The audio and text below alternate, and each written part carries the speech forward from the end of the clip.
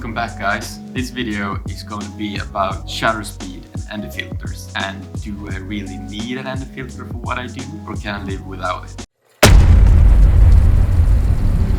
Well, that's a hard question to answer because it depends on what you are going to do. The thing is, you can live without an NDfilter, but if you are going to do professional work, then you will need it, because NDfilters work like sunglasses for a camera.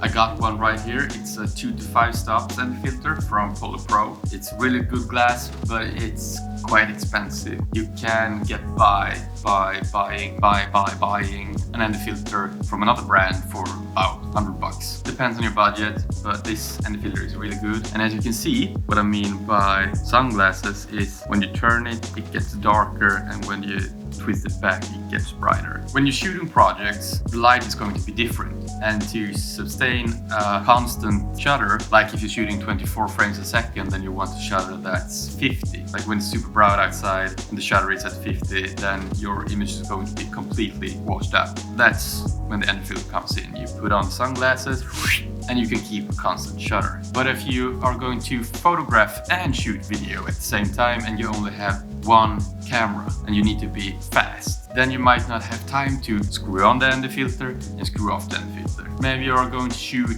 I don't know, people running or something. Then when you're photographing, you want a high shutter, like 250, 320, or even higher. It depends on what you're shooting. So a shutter at 50 isn't the best. So to raise your shutter when you shoot manual and you have an NDfilter on, then you need to raise your ISO. And when you raise your ISO, the grainier the image gets. And that's not good, because you want a clean image. It's either shooting without the NDfilter or raising and lowering your ISO. It's quite a deal breaker when you only have one camera. But in my opinion, unfortunately, raise and lower your shutter speed. I'm a guy that wants clean and perfect video, but when you're out and about, it's easier to raise and lower the shutter speed than to have a grainy image. There's nothing I dislike more than a grainy image. I want it clean. On the other hand, I do not like video that has wrong shutter speed. But as I said, it's the easiest way to do it. Let me show you the difference between high shutter speed in video and low shutter speed on video. Let's go to the computer.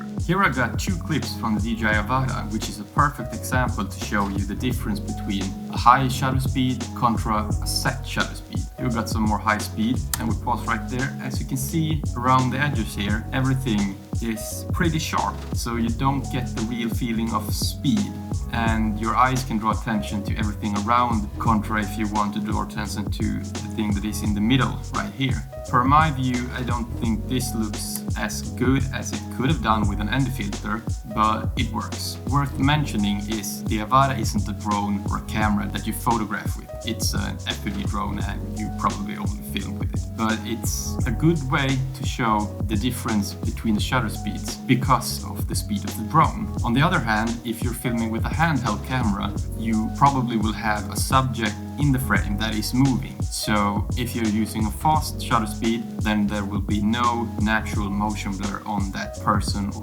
car or whatever it is. But if you're using an NDfilter, then you will have the natural motion blur, and everything won't be as sharp as it is with a high shutter speed. That's the difference. And it is the same if you're continuing to shoot manual and you're trying to take a photo, then there's going to be a lot of motion blur and not the same sharpness as you would have with a high shutter speed. That sounded complicated, but I hope you understand what I mean. Continue. So as I said, this is shot with an FPV drone without an NDfilter, and this is shot with an FPV drone with an NDfilter. And as you can see, there's natural motion blur.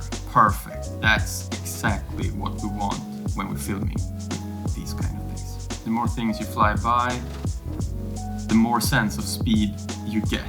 That's precisely what I want. Oh man, isn't winter beautiful? I love the Swedish winter. It's, snow everywhere, and it's a cozy feeling. It warms my heart. Now, let's show you another clip. This clip is shot with the Canon R6 without an NDfilter. It's a reindeer, and as you can see, let's make it bigger, there's no natural motion blur when the reindeer is eating. So this looks quite weird without the natural motion blur. In this clip, I shot without an ND filter because I also wanted to take a photo of the reindeer. And a reindeer is quite unpredictable. It can run away whenever, and I need to be fast and agile. And that's why I didn't choose an ND filter, because I wanted to just quickly switch over to photo mode on my camera, take a photo of it in the perfect shutter speed, and that's why I didn't choose to use an ND filter. And that's the thing when you're a one camera man band, what you want to call it, is that you need to take these decisions. Either the video is lacking in quality or the photo is lacking in quality. In my opinion, even though I'm a videographer, I prefer to have perfect photos, because photos I can sell, video I only post on Instagram. One last thing, guys, when you're a freelancer, try to do one thing. Either you're a videographer or a photographer. If you try to be both, then have two cameras, because the client will want the perfect quality for their shoot. But if you're like me and you're shooting a lot of stuff only for yourself or for YouTube, then make the decision. Either you get bad photos because of the ND filters, or you get bad video because you're not using an ND filter. And that's my take. The decision is yours. Do whatever you want. And I'll see you guys in the next video. Thanks for today, guys.